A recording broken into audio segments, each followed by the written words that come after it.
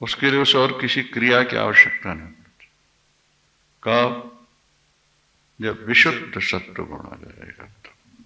ठीक है जी गुरु। अव्यक्त में तत्र गुण निरुक्तम तत्कारण शरीरमात्मना सुषुप्तिरेतस्य विभक्ति अवस्था परलीन सर्वेंद्रिय बुद्धि वृत्ति। ये अव्यक्त नाम वाली जो माया तीनों गुणों के द्वारा जिसका निरूपण किया गया है, क्या? जी गुरु जी। यही अव्यक्त माया कारण शरीर है। कारण शरीर। ठीक है। अच्छा, और यही तमोगुण है। अज्ञान में तमोगुण रहता है ना। जी गुरु जी। जी गुरु जी। अज्ञान जो होगा वो तमोगुण बढ़ाता है।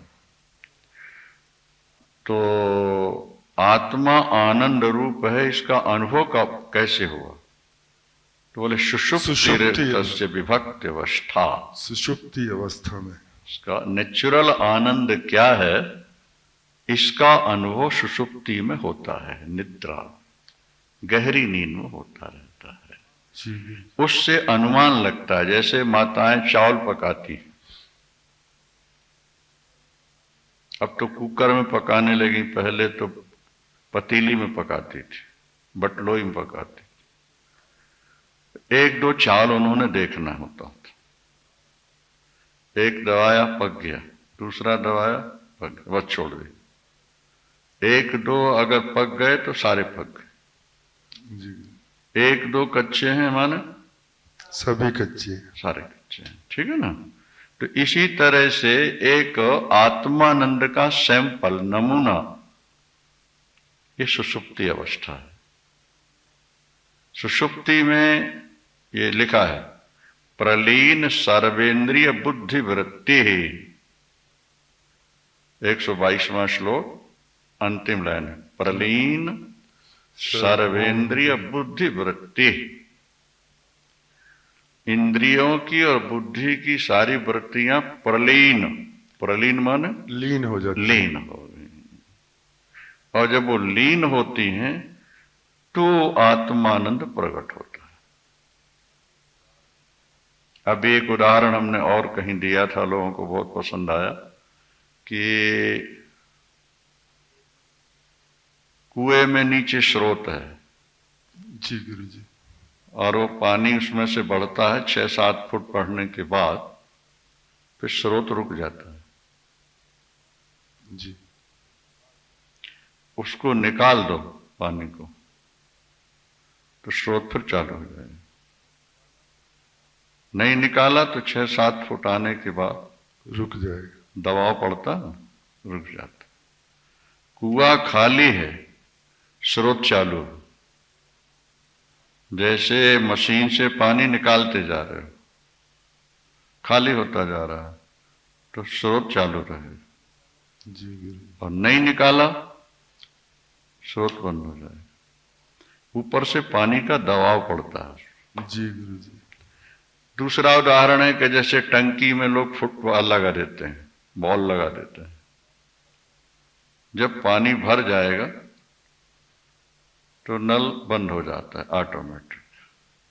वो बॉल होता ना, ऊपर उठा तो यहाँ बंद हो गया। वो खाली हुआ, नीचे झुका बॉल, पानी गिरना शुरू हो जाता है। जी। ठीक है जी। इसी तरह से हमारा जो शरीर है वो कुएं की तरह है या टंकी की तरह है। और ये कुएं में पानी माने संसार की कामनाएं भरी पड़ी, तो जो हमारे आनंद का स्रोत है वो बंद है। अंदर का स्रोत कब प्रकट होगा?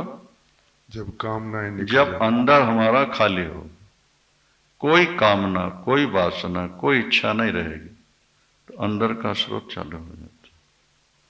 अन्यथा ऊपर की कामनाओं का दबाव जो पड़ता है ना, जी, उससे स्रोत बंद हो जाता।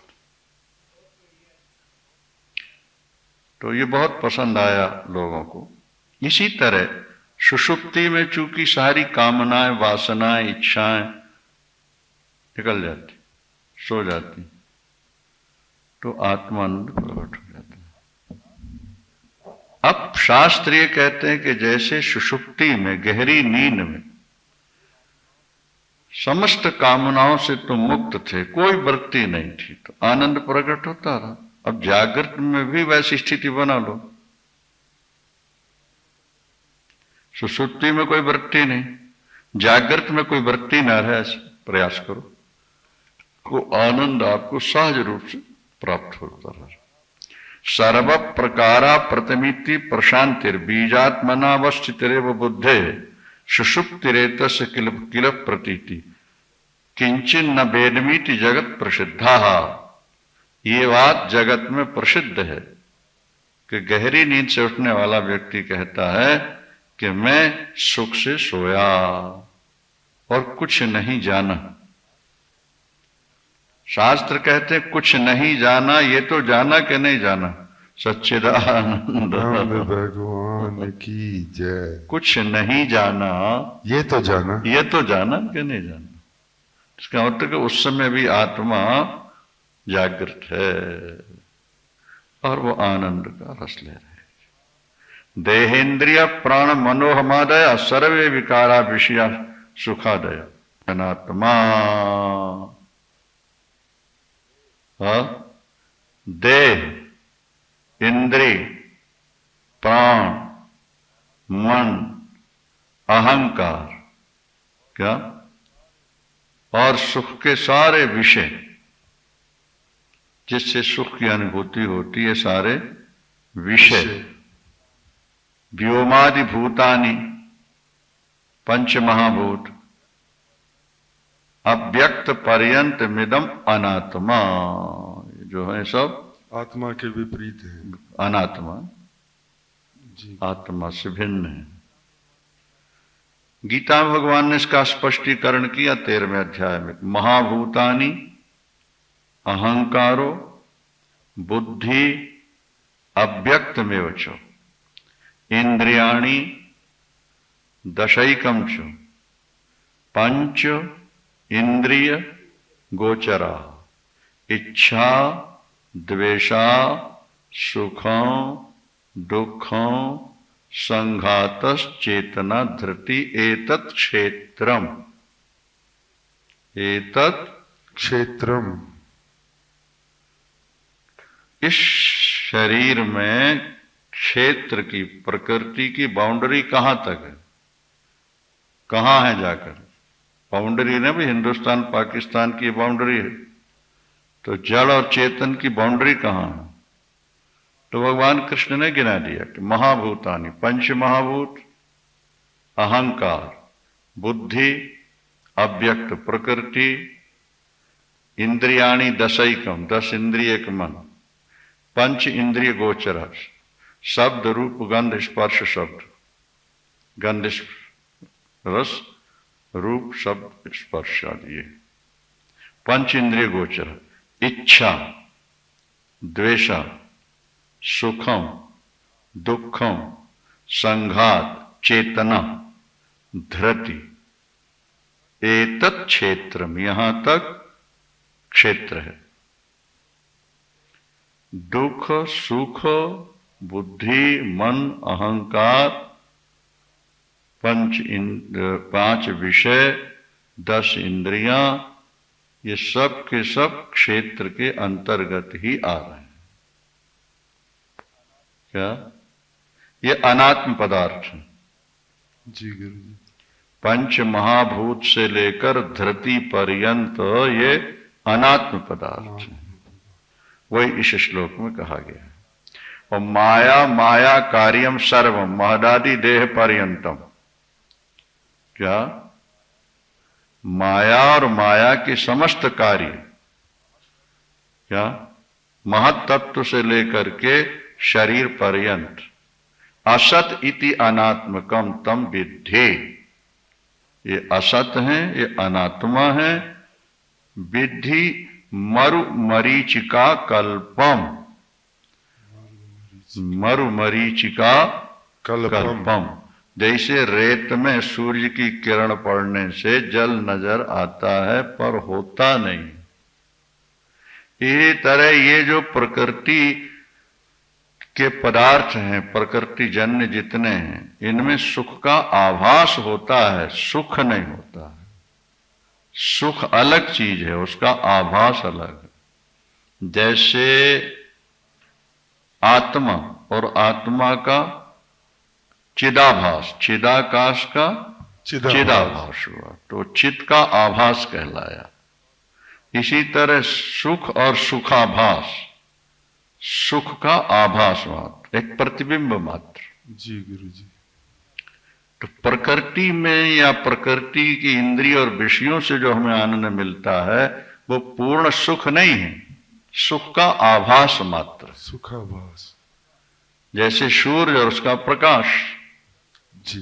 तो सूर्य तो प्रचंड है, प्रकाश यहां धीमा आ रहा है। तो इंद्रियों से जो हमें सुख मिलता है वो पूर्ण सुख नहीं है, सुख का आभास है।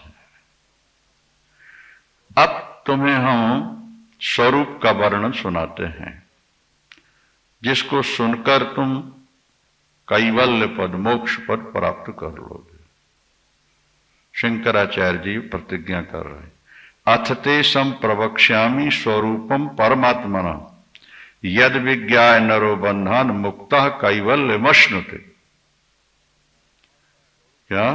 परमात्मा का स्वरूप बता रहा हूं, जिसको जानकर साधक बंधन मुक्तः, बंधन से मुक्त हो जाता, और कैवल्यम अश्नुते, मोक्ष प्राप्त। अस्ति कश्चित स्वयं नित्यम अहम प्रत्यलंबन अवस्थात्रय साक्षी सन पंचकोश विलक्षण। अहम नाम का आधार लिए हुए कोई एक नित्य पदार्थ है, नित्य तत्व है, जो तीनों अवस्थाओं का साक्षी है, तीनों पंचकोशों से भिन्न है, तीनों अवस्थाओं का साक्षी और पंचकोशों से भिन्न है। वही कहा ना, पंचकोश विलक्षण, पंचकोश विलक्षण माने पंचकोशों से अलग है, अलग कोई चीज है, वो नित्य पदार्थ है। अस्ति कश्चित स्वयं नित्यम, एक नित्य तत्व है वो। अहम प्रत्यलंबन, जो मैं कहता है वो कोई नित्य तत्व अलग है, जो पंचकोश से और तीनों अवस्थाओं से अलग है। यो बीजानाति शकलम जागृत स्वप्न सुषुप्तिषु बुद्धि तद्वृत्ति सद्भाव अभावम अहम नित्यम, जो तीनों अवस्थाओं को जानता है। इस समय हम जाग रहे हैं, इसको भी जानता है, नहीं जान रहा? जान रहा है गुरु जी। और स्वप्न आता है तब भी जानता है। अच्छा, जागृत अवस्था आई और चली गई, स्वप्न आया और चला गया, वो नहीं गया। सुषुप्ति आई और चली गई। लेकिन तीनों का जो साक्षी है वो जहां का तहां, ज्यों का त्यों, जो तीनों अवस्थाओं का साक्षी है। अवस्थाएं आती जाती रहती। अभी हम कहीं सुना रहे थे कि महिलाओं की रसोई का तवा रोज गर्म होता है, रोज ठंडा होता है। जब इन्होंने चूल्हे पर चढ़ाया, क्या हुआ? गरम हो गए। नीचे उतारा, ठंडा हो गया। अगर तवा ठंडा भी होता है और गर्म भी होता है, ज्यादा समय ठंडा रहता है, थोड़े समय गर्म होता है, इसका मतलब है कि तवा का स्वभाव गर्म नहीं है, ठंडा है। ठंडा। अब तवा की गर्मी जाए और तवा रोने लगे मेरी गर्मी चली गई, तो वो समझदार है कि मूर्ख है? मूर्ख है गर्मी, क्योंकि गर्मी तो आती और जाती है। तो तेरी अवस्थाएं भी तो रोज आती और जाती हैं। जागृत अवस्था आई, मैं जाग रहा हूं, और 12 घंटे बाद वो चली गई। फिर स्वप्नावस्था आ गई, स्वप्न देख रहा हूं, स्वप्न भी अवस्था चली गई। फिर नींद आ गई, तो सुषुप्ति का भी अनुभव मैं कर रहा हूं, फिर नींद भी चली गई, फिर जागृत आ गई, फिर स्वप्न आया, फिर ये तो आते जाते रहते हैं और हम जहां के तहां साक्षी रूप में ज्यों के त्यों रहते हैं। इससे सिद्ध हो गया कि ये सारे पदार्थ नाशवान क्षणिक हैं, आते और जाते रहते हैं। और वो जो एक अहम प्रत्यय है मैं, वो सदा साक्षी बन के सभी अवस्थाओं को देखता है, सभी गुणों के धर्मों को देखता रहता है। वो स्वयं न्यूट्रल और तटस्थ बन करके केवल साक्षी भाव से स्थित रहता है। गुरुदेव भगवान की जय। यह पश्यति स्वयं सर्वम और यम न पश्यति कश्चनो। जो सबको देख रहा, जिसे कोई नहीं देख रहा, जो सबको देख रहा, सबको देख रहा पर जिसे कोई नहीं देख रहा, जिसकी शक्ति से बुद्धियादि जो है वो चेतन की तरह काम करते हैं, पर बुद्धि की वृत्ति भी उसे नहीं देख सकती।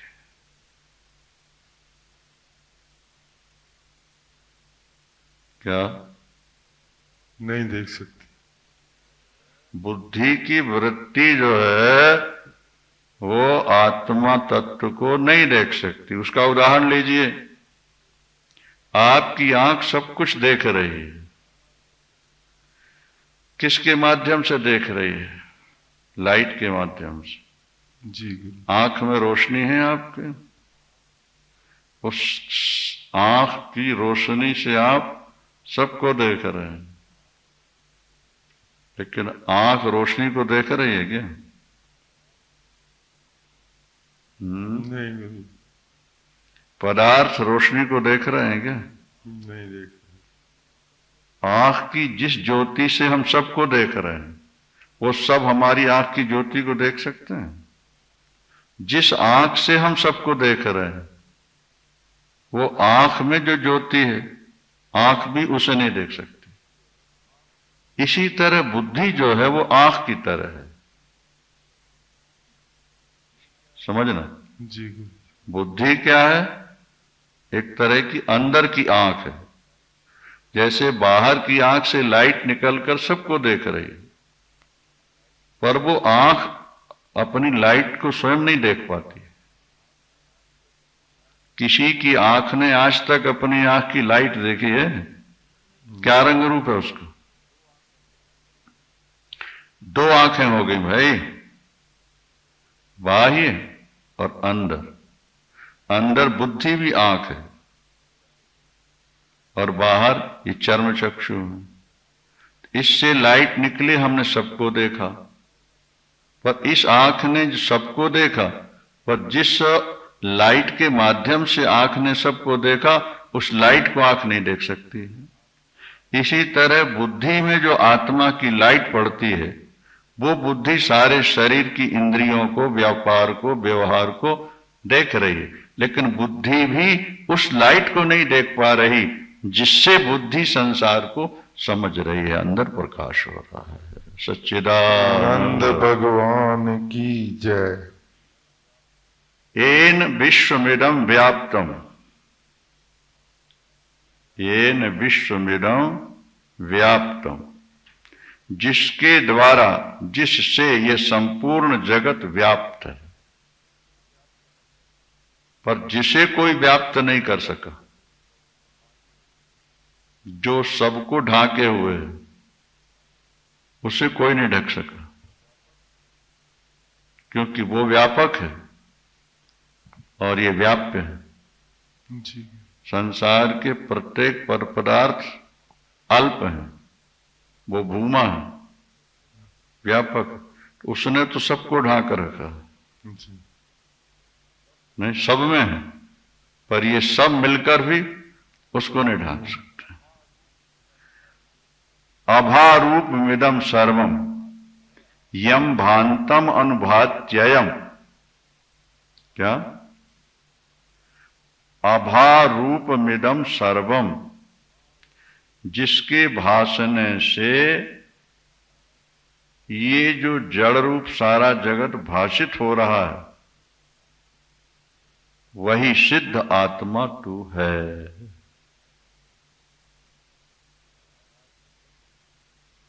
सारा जगत चेतित होकर कार्य कर रहा है, नहीं कर रहा? जी गुरु जी। जिसके प्रकाश से,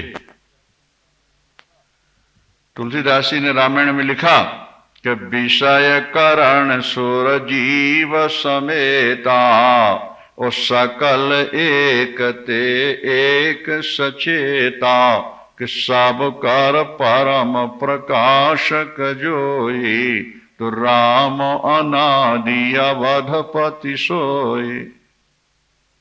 विषय, करण माने इंद्री, विषय करण इंद्री और इंद्रियों के सुर माने देवता, विषय करण सुर और जीव समेता, सकल एक ते एक सचेता।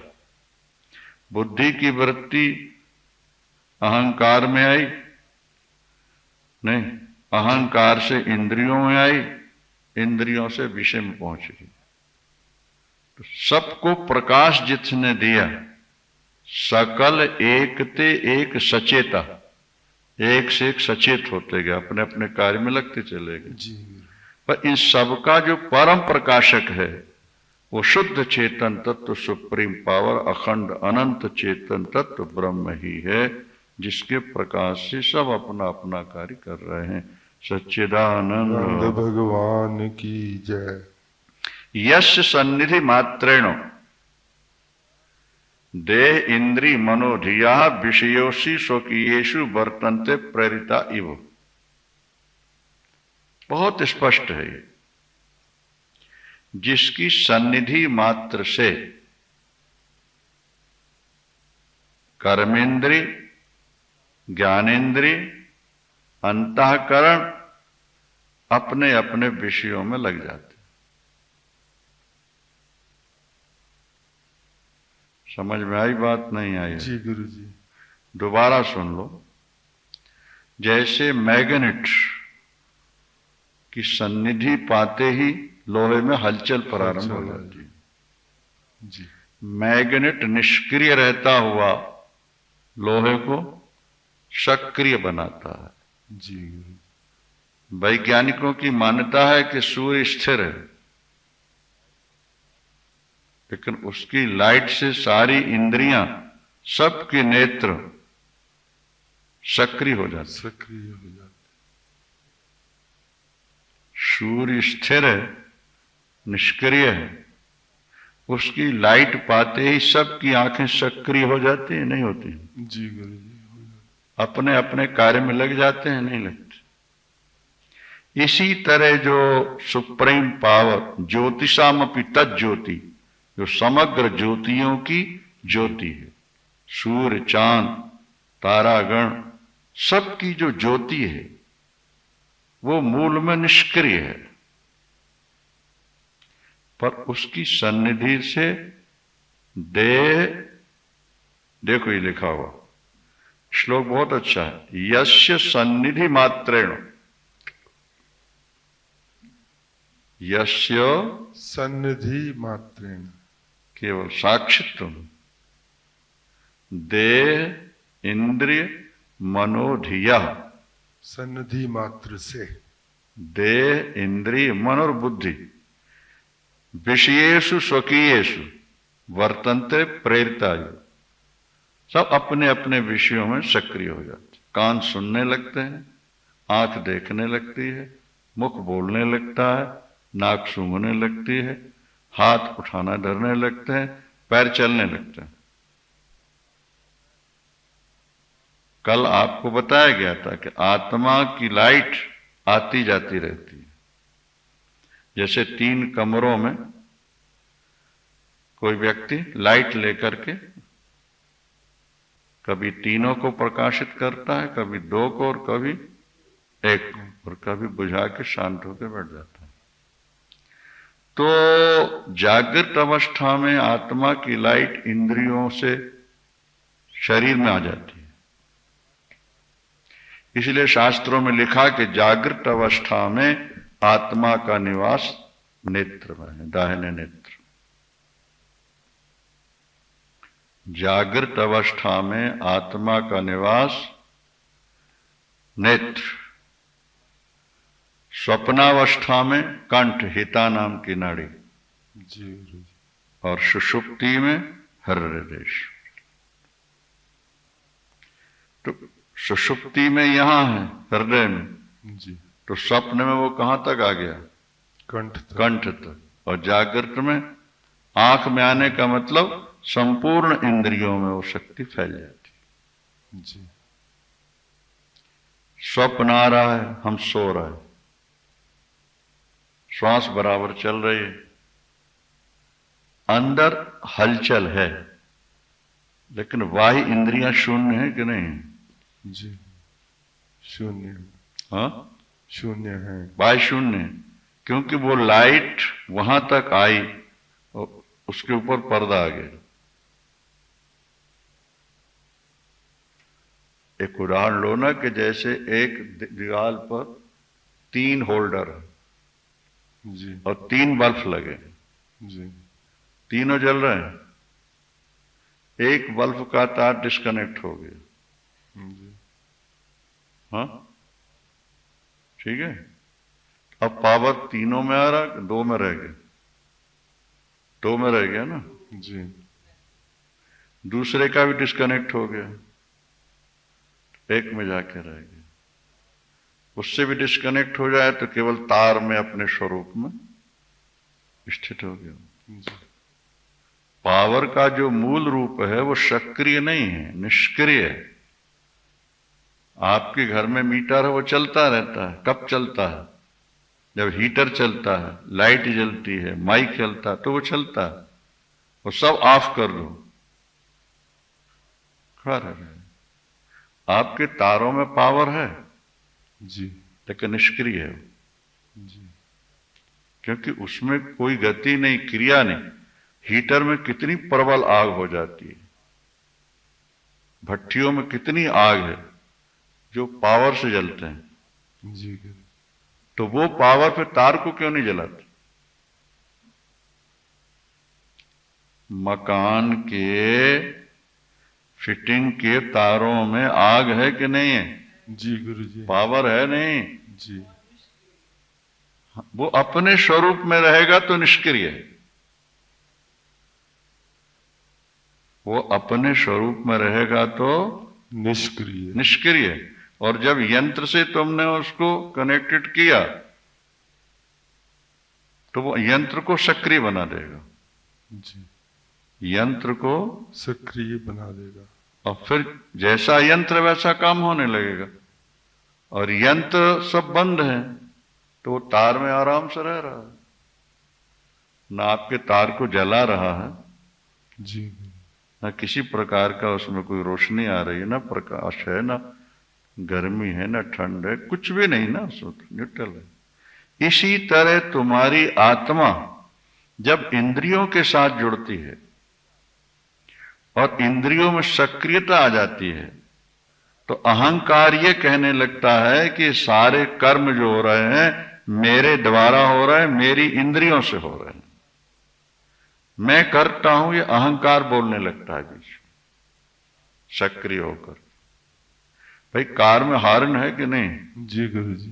तो जैसे बटन दबी, जैसा आपने लगाया हुआ है हॉर्न, उसी तरह की ध्वनि निकलेगी, उसमें नहीं निकलेगी। जी। एक इंद्रिय ऐसी है जिसमें से मैं की ध्वनि निकलती, उसको अहंकार कहते हैं।